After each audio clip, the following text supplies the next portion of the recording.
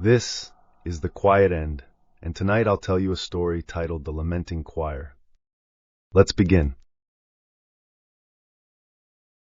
The Abbey had always been a place of silence and devotion, its ancient stones steeped in whispered prayers and solemn hymns. Yet Sister Amara could no longer ignore the melodies that drifted through the corridors at night. They came softly at first, hauntingly sweet, like distant cries carried on a winter wind. She had hoped it was her imagination, but as the nights grew longer, the sounds grew louder and more discordant. Each note seemed to twist into the next, like a hymn sung by voices that had never known peace. When she reported the music to Mother Superior, the elder nun's face tightened. She dismissed it at first, offering sacred verses to ward off what she called the whims of an overactive mind. But soon, other sisters began to hear it too. Their footsteps faltered during evening prayer, their gazes darted towards unseen corners as if expecting shadows to move. The music was not just heard, it was felt, like fingers trailing along the spine. On the seventh night, Mother Superior gathered the sisters. Clad in their habits, clutching candles that flickered as if afraid, they followed her into the Abbey's oldest and least used wing. The west wing bore the weight of centuries, its walls cracked and softened by time. The air smelled of damp stone and forgotten incense. It was there, beneath the warped floorboards, that the faint traces of melody lingered, an almost imperceptible hum rising from the earth itself. Mother Superior gestured for silence, her hand trembling ever so slightly. They listened, and the melody seemed to respond, growing clearer. It was not beautiful. It was fractured, like a hymn sung by shattered souls, each voice crying out in anguish. A chill ran through the sisters as the sound twisted into something unholy. Sister Amara could swear she heard words buried in the melody, pleas, prayers, perhaps even warnings. Mother Superior stepped back, her face pale but resolute. "We'll need tools," she said. "The truth lies beneath these boards." The sisters worked quickly, pulling at the decayed floorboards with rusted tools. Each splintered piece revealed more of the haunting melody, which now seemed to thrum from somewhere deep below. It wasn't long before Sister Amara's candle flickered against something hidden, a tapestry, its fabric brittle and stained, hanging limply against the stone wall. Beneath its frayed edges lay a door, ancient and unmarked, as though the Abbey itself had tried to forget it existed. Mother Superior pushed the tapestry aside, revealing the door fully. She hesitated, her fingers grazing the cold metal handle, before steeling herself and pulling it open. A gust of chilled air swept over them, carrying the faint odor of damp earth and something more unpleasant, something that smelled of decay. Beyond the door, a narrow spiral staircase twisted downward into blackness. One by one, candles in hand, the nuns descended. The stone steps were slick with moisture and the walls closed in tightly around them, as though the earth itself sought to suffocate their faith. With each step, the temperature dropped. The melody, once distant, now swelled into an agonized cacophony, voices layered upon voices, screaming, begging, wailing. Sister Beatrice, the Abbey's most devout, froze halfway down the stairs. Her lips moved silently, forming prayers of protection. "There is wickedness here," she whispered, barely audible above the rising din. "This place, what lies ahead, it is not sacred." Her warning struck a chord of fear in Sister Amara, but Mother Superior refused to turn back. "We are servants of His will," she said firmly, though her voice faltered. "He would not let us falter in the face of such darkness. Keep moving." Reluctantly, Beatrice followed. The melody twisted into something unrecognizable as they descended deeper, its cries almost human, yet grotesque. None of the sisters noticed the faint carvings etched into the walls of the staircase, symbols that seemed to pulse as their candles passed, as though awakening after centuries of slumber. The air grew heavier, pressing against their lungs, and the darkness ahead seemed to vibrate with a sinister anticipation.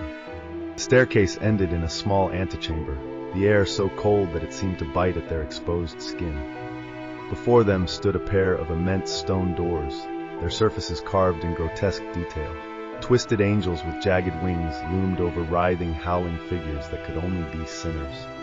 Their mouths were wide in eternal screams, their hands clawing at the heavens, or perhaps at something trying to pull them down. The carvings seemed alive, the flickering candlelight casting shifting shadows that made the figures appear to writhe in torment. Mother Superior placed her candle on the ground and stepped closer, her weathered fingers tracing the deep grooves in the stone. She froze when she noticed the marks near the bottom of the doors, long, erratic scratches, as though someone, or something, had desperately tried to claw their way out. Her face darkened, but she said nothing, only gestured for the others to bring the tools. Sister Amara hesitated, and Sister Beatrice whispered, "This is folly. These doors were sealed for a reason." Her words hung heavy in the icy air, but Mother Superior's resolve didn't waver. With great effort, they worked to break the ancient seal. The sound of stone grinding against stone echoed through the chamber like a dying gasp as the doors creaked open. What lay beyond was a chapel, though it bore little resemblance to the sanctuaries above. The pews were desiccated, splintered wood crumbling beneath layers of dust. The altar had been shattered, its pieces scattered like the remnants of a desecrated offering. The walls were covered in frescoes, their colors faded and their subjects distorted. Saints, halos cracked and tarnished, stared down at the nuns with faces contorted in anguish.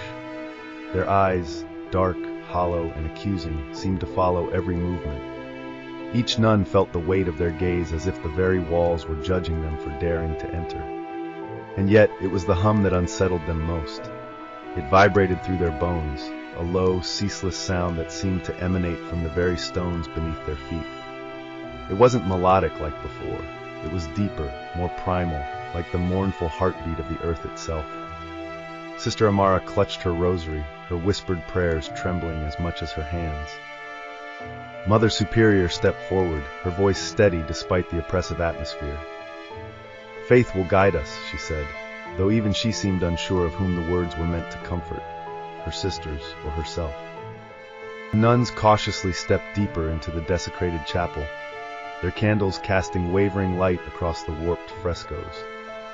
The air grew heavier with each passing moment, laden with an oppressive weight that seemed to sink into their very souls. It was Sister Amara who first noticed them, figures slumped against the shattered pews. Skeletal remains, their brittle bones cloaked in tattered choir robes, lay strewn about the room. Their jaws hung open, frozen mid-scream, as though they had been silenced in the middle of their final lament. Before anyone could speak, the melody returned. This time, it was deafening. It surged through the room like a tidal wave of anguish, nearly drowning the women in its intensity. The walls seemed to vibrate with the sound, the frescoes cracking further under its weight. The hum they had felt earlier exploded into a cacophony of wailing voices, screaming in harmony so twisted it made the air itself feel alive. Then the skeletal figures began to move. Their brittle forms creaked and groaned as they rose from their eternal slumber. Empty eye sockets glowed with a spectral light, casting eerie shadows as their heads turned towards the nuns. Their mouths opened once more, but this time sound poured forth, a grotesque choir of lamentation and despair. The song filled every corner of the chapel, forcing the nuns to their knees as their faith buckled under its weight. Sister Amara clutched her rosary tightly, trembling as the voices bore down on her. But amidst the torrent of screams and cries, she heard something distinct. A voice, soft and deliberate, rising above the cacophony. It whispered her name, Amara, the sound curling around her like tendrils of smoke. "Submit," it urged, promising salvation, and you will be free. Her blood ran cold, yet the voice was hypnotic, pulling at something deep within her that she didn't understand. She looked up at the grotesque choir, their faces twisted in eternal torment, and felt the sting of doubt clawing at her faith. The choir's wailing rose to an unbearable crescendo, and with it came visions, fragmented glimpses of the chapel's dark and profane history. The nuns were no longer alone. Shadows flickered across the walls, transforming into spectral images of the abbey's past. Centuries ago, the clergy had stood in this very room, their faces illuminated by the glow of forbidden rituals. Driven by their thirst for divine enlightenment, they had sought knowledge beyond mortal comprehension. But the forces they invoked were no messengers of heaven. Instead, they brought a curse, a terrible binding that condemned the clergy to eternal torment within the lamenting choir. Sister Beatrice, shaking but resolute, fell to her knees. Her voice rose in prayer, pleading for mercy, for salvation, for silence. Yet her words were swallowed by the song, her voice lost in the oppressive, ceaseless lamentation. The skeletal figures turned their hollow eyes toward her, their glowing sockets flaring as if in mockery.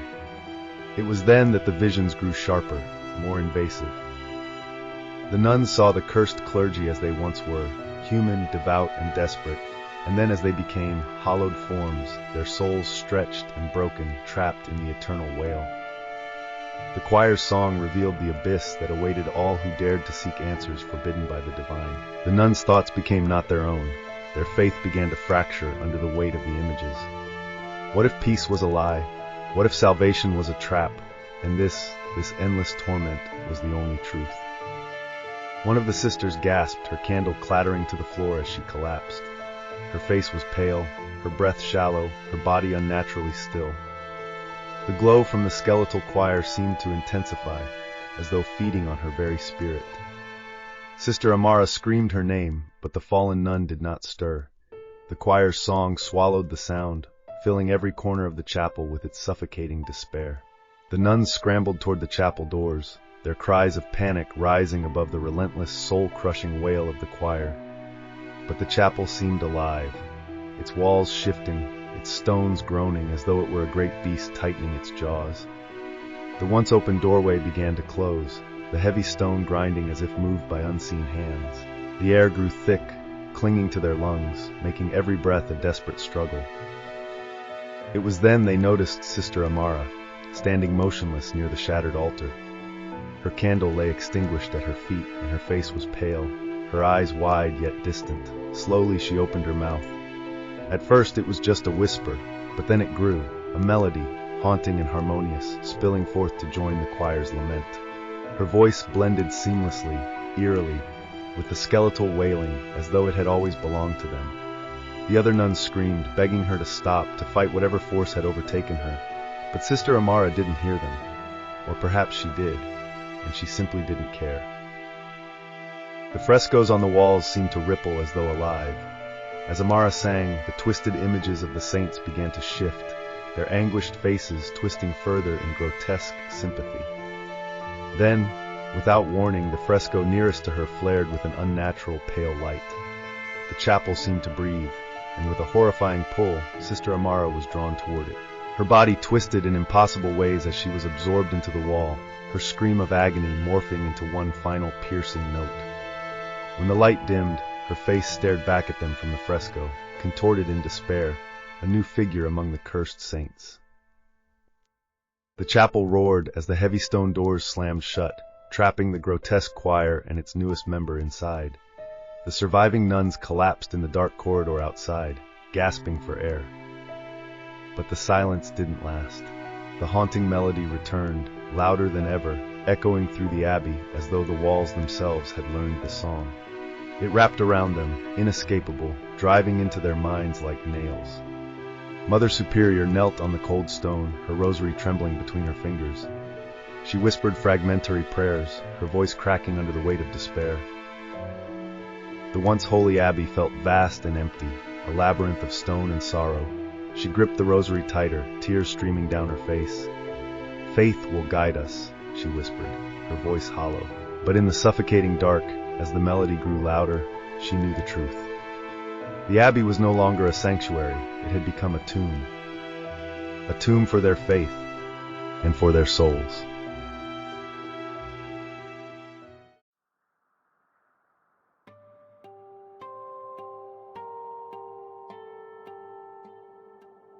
So tell me, dear listener, the next time you hear a hymn in the dark, will you dare to follow? Or will you pray it's not meant for you? Subscribe for more chilling tales and hit the bell to stay in the dark. See you at the next quiet end.